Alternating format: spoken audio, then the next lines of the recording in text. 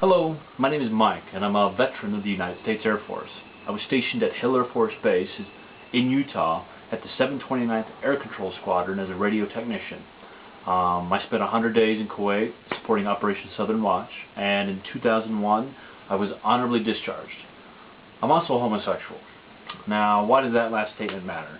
Well, on September 20th of this year, an individual who's in the military, in uniform, can say, I am a homosexual without fear of being discharged from the military. This was not the case when I was in the Air Force. In fact, when I joined the Air Force at 18 years old, I was in the closet. And when I say in the closet, I mean deep in the closet, buried deep beneath the floorboard, sealed up in there, kind of in the closet.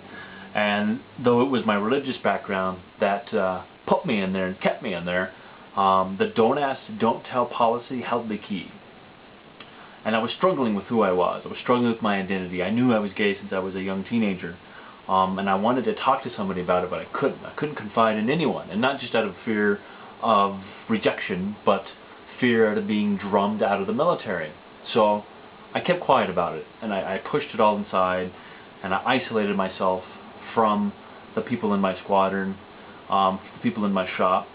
And I became very depressed, became very suicidal, and I don't want anyone else to go through that. And I have a hope that with the repeal of Don't Ask, Don't Tell, other service members won't have to go through what I went through, or what countless other service members had to go through as a result of Don't Ask, Don't Tell. But I'm also not naive. I know that there are those in the military that don't agree with the repeal of Don't Ask, Don't Tell. In fact, the Department of Defense report on the repeal stated that 29.6% of military personnel believe that the repeal will lead to a negative outcome in unit cohesion, which makes it very dangerous for some service members to come out. When I was in the Air Force, I had the benefit of working with some of the greatest people I have ever met. And when I came out to them after I got out of the Air Force, most of them were very understanding. Most of them didn't care. And they said, you know, it's all good. But I did run into a few negative reactions. But I could walk away from that.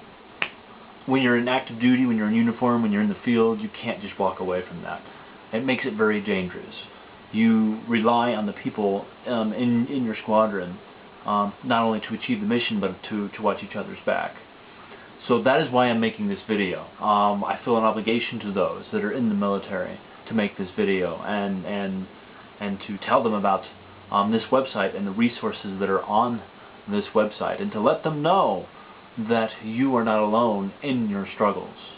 There is a link on this website called Service Members Legal Defense Network. This website has a 800 number you can call for legal advice. It has a web page for GLB service members coming out after September 20th. It has guidelines. There is also the American Veterans for Equality. There is the HRC. There is OutServe. All of these organizations and countless others are here to help you, or here to let you know that you are not alone. If you are a veteran of the military, I encourage you to post your own video and share your story with us. If you're an active duty member and you plan on coming out on September 20th, or you already have come out to members of your squadron, share your story with us.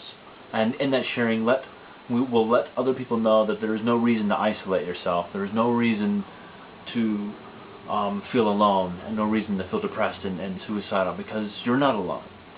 And in the end, who you love doesn't matter, especially in the military. What matters is achieving the mission and watching each other's backs. Thank you.